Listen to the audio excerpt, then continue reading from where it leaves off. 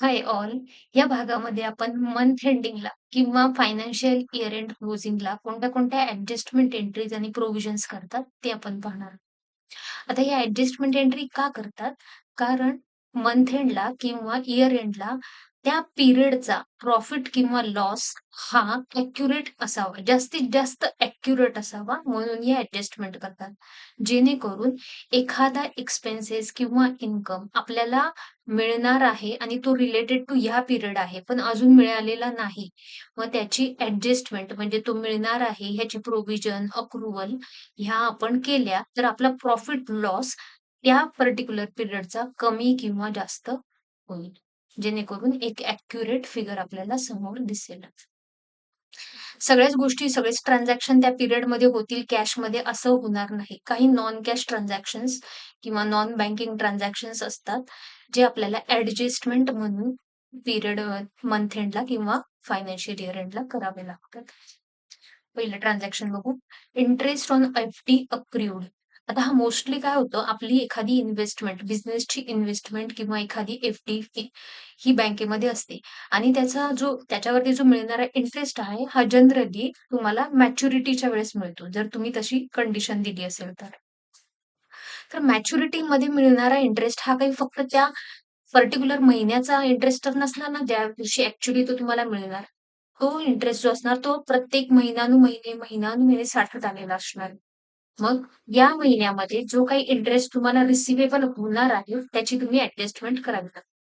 आता इंटरेस्ट काय आहे? एफ-डीवरचा इंटरेस्ट आहे म्हटल्यावरती आपल्याला हा मिळणार आहे म्हटल्यावरती हा रिअल अकाउंटचा पार्ट झाला. कॅशमध्ये आपल्याला मिळणार आहे. ही आपली ॲसेट आहे म्हटल्यावरती डेबिट व्हॉट कम्स इन या रूलप्रमाणे आपण इंटरेस्ट अक्रूव्डला डेबिट देणार. सेकंड इफेक्ट आपण काय करणार? इंटरेस्ट इन्कमला आपण क्रेडिट देणार. का? तर आपल्याला नॉमिनल अकाउंटचा रूल काय सांगतो? Credit all gains and income. So आपण इंटरेस्ट इन्कमला क्रेडिट देणार. इफेक्ट लक्षात घ्या. तुमच्या बॅलन्स शीटच्या ॲसेट साइडला under that current assets under that interest receivable on a fixed deposits हा इन्क्रीज होईल. एक प्रकारे तुमच्या ॲसेट्स ह्या इन्क्रीज होतील. आणि सेकंड इफेक्ट तुमच्या प्रॉफिट अँड लॉस अकाउंटला क्रेडिट साइडला अदर इन्कमच्या under interest on fixed deposits हा एक लेजर क्रिएट होईल. जेणेकरून तुमचा प्रॉफिट ओव्हरऑल प्रॉफिट हा इन्क्रीज होईल. हीच एंट्री आपल्याला इथे एक्सप्लेन केलेली आहे. डेबिट अक्रूड इंटरेस्ट ₹800 आणि credit interest income ₹800. Next entry पाहू. Depreciation on machinery. डेप्रिसिएशन हा नॉन कॅश एक्सपेंडिचर असतो. म्हणजे काय तर तुमच्या ॲसेटची जी झीज होत राहते किंवा ॲसेटची जी तुमची युजफुल लाईफ ही कमी-कमी होत जाते. हा जो घसारा आहे, हा तुम्हाला एक प्रोव्हिजन करून तुम्हाला डेप्रिसिएशनची प्रोव्हिजन करून तुम्हाला बिझनेसमध्ये बुक करायला लागतं. जेणेकरून तुमचे त्या महिन्याचे खर्च किंवा त्या वर्षाचे खर्च हे नॉन कॅश खर्च हे तुमच्या प्रॉफिट अँड लॉस अकाउंटला बुक होतात. आता खर्च आहे म्हटल्यावरती काय तुम्ही करणार? नॉमिनल अकाउंटच्या रूलप्रमाणे डेप्रिसिएशनला डेबिट देणार. म्हणजे प्रॉफिट अँड लॉस अकाउंटला डेप्रिसिएशन हा तुमचा एक्सपेन्सेस इन्क्रीज होणार. आणि क्रेडिट काय करणार तुम्ही? तर ॲसेटला करणार. कारण ॲसेट ही तुमची कमी झाली. मग ॲसेट काय? Real account. एक रिअल अकाउंट टाइप आहे. मग रिअल अकाउंटचा रूल काय सांगतो? क्रेडिट व्हॉट गोज आउट म्हणून ॲसेटमधून तुम्ही तेवढं कमी करणार. हेच इथे आपल्याला दिसतंय. Debit depreciation account, credit machinery account. Effect लक्षात घ्या. प्रॉफिट अँड लॉस अकाउंटला तुमचा एक्सपेन्सेस इन्क्रीज झाला म्हणजे लॉस हा वाढेल तुमचा किंवा प्रॉफिट हा कमी होईल. आणि ॲसेट साइडला बॅलन्स शीटच्या तुमच्या ॲसेट्स या कमी होतील. हा नॉन कॅश एक्सपेन्सेस आहे म्हणजे याचा कॅश आणि बँकवरती कुठेही इफेक्ट येत नाही. Third entry provision for bad debts 5% on debtors ₹1,00,000. म्हणजे काय तर आपल्याला ₹1,00,000 येणं होतं, रिसिव्हेबल होते. पण आपल्याला लक्षात आलं, की त्यातली एक 5% अमाउंट ही आपल्याला मिळणार नाही. काही कारणास्तव आपल्याला ती मिळणार नाही. मग ती आपली बॅड डेट्स आहे. म्हणजे काय? ती आपली रिकव्हर होणार नाही. आपलं असं एस्टिमेशन आहे, अंदाज आहे आपला हा. तर मग आपण याची प्रोव्हिजन करणार. मग काय करणार?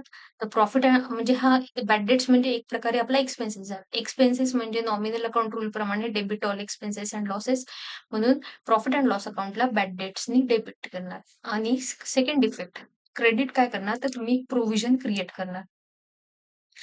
क्रेडिट प्रोव्हिजनला करणार म्हणजे लायबिलिटीजच्या under that current liabilities under that provisions मध्ये तुमची इन्क्रीज होणार. म्हणजे इफेक्ट्स काय होणार, तर तुमचे एक्सपेन्सेस इन्क्रीज होणार, लॉस डिक्रीज होणार किंवा आणि सेकंड इफेक्ट तुमचा लायबिलिटी साइडला तुमच्या लायबिलिटीज या इन्क्रीज होणार.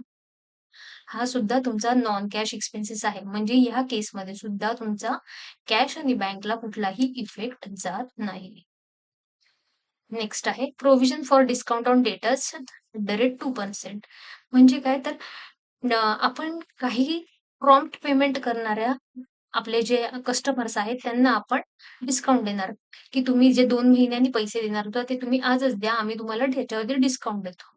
मग हे प्रॉम्प्ट पेमेंट साधारण आपल्याला असं समजलं, की 2% आपल्याला कस्टमर्स आहे ते देणार आहेत आणि आपल्याला त्यांना त्याच्यावरती डिस्काउंट द्यावं लागणार आहे. मग अशी प्रोव्हिजन ही आपल्याला जर क्रिएट करायची असेल, तर डिस्काउंट अलाउड झाला. हां, म्हटल्यावरती काय झालं, तुमचा बिझनेसचा एक्सपेन्सेस झाला. एक्सपेन्सेस म्हटल्यावरती प्रॉफिट अँड लॉस अकाउंटला आपण डेबिट देणार, डिस्काउंट अलाउड. आणि सेकंड इफेक्ट आपण पुन्हा एकदा एक प्रोव्हिजन क्रिएट करणार under liabilities, under that current liabilities आणि under that provision for discount on debtors. हा सुद्धा आपल्याला फ्युचर एस्टिमेटेड आपण केलेला डिस्काउंट आहे. त्यामुळे आपल्याला कॅश आणि बँकला कुठेही इफेक्ट जाणार नाही. वरच्या सगळ्या ज्या एंट्रीज आपण पाहिल्या, त्या जर तुम्ही टॅलीमध्ये एंट्रीज करत असाल तर F7 जर्नल व्हाउचर टाइप हे तुम्हाला यूज करावं लागेल. नेक्स्ट आहे आउटस्टँडिंग इलेक्ट्रिसिटी बिल.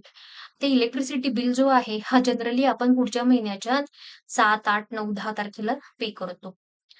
पण इलेक्ट्रिसिटी हा मोठा मेजर कॉम्पोनंट असतो बिझनेसचा. त्यामुळे कुठल्याही मंथ एंडला किंवा इयर एंडला ही इलेक्ट्रिसिटीची प्रोव्हिजन ही करावी लागते. जेणेकरून ॲक्युरेट त्या पिरियडचं इलेक्ट्रिसिटी एक्सपेन्सेस हा आपल्याला दिसतो. मग आता ही सुद्धा एक प्रकारची प्रोव्हिजन आहे. म्हणजे एक्सपेन्सेस आहे म्हटल्यावरती प्रॉफिट अँड लॉस अकाउंटला आपण इलेक्ट्रिसिटी एक्सपेन्सेसनी डेबिट देणार. आणि सेकंड इफेक्ट आपण लायबिलिटीजला under that current liabilities under that outstanding expenses payable electricity. कारण इलेक्ट्रिसिटी जे महामंडळ असेल किंवा जे इलेक्ट्रिसिटीचं आपल्याला देणं आहे, ही सुद्धा एक आर्टिफिशियल पर्सनच असणार आणि पर्सनलला कोणता रूल काय सांगतो, क्रेडिट द गिव्हर. म्हणून आपण इलेक्ट्रिसिटी एक्सपेन्सेस हे क्रेडिट करणार. जसं आपल्या इथे महाडिस्कॉम.com आहे, महाराष्ट्र इलेक्ट्रिसिटी बोर्ड आहे, त्यांना आपण पेएबल आहे असं दाखवणार. युटिलिटी एक्सपेन्सेस सुद्धा त्याला म्हणतात, हे आपण पेएबल आहे असं दाखवणार. या केसमध्ये सुद्धा तुमचा कॅश आणि बँकवरती कुठलाही इफेक्ट येत नाही. एकतर तुमचा प्रॉफिट अँड लॉस अकाउंटला एक्सपेन्सेस इन्क्रीज होतात आणि दुसरं लायबिलिटी साइडला अंडर दॅट करंट लायबिलिटीज च्या अंडर पेएबल्सचा बॅलन्स हा इन्क्रीज होतो. म्हणजे लायबिलिटीज तुमच्या इन्क्रीज. चॅनल आवडल्यास तुमचं पण एक अकाउंट इथे ओपन करा, चॅनलला सबस्क्राईब करा, व्हिडिओ आवडल्यास लाईक करा आणि फ्रेंड्स बरोबर शेअर करा. कमेंटमध्ये तुम्हाला कुठला जर एखादा टॉपिक हवा असेल अकाउंट्सचा तर सांगा. मी नक्की नेक्स्ट व्हिडिओ त्याच्यावरती घेऊन येईल. Thank you.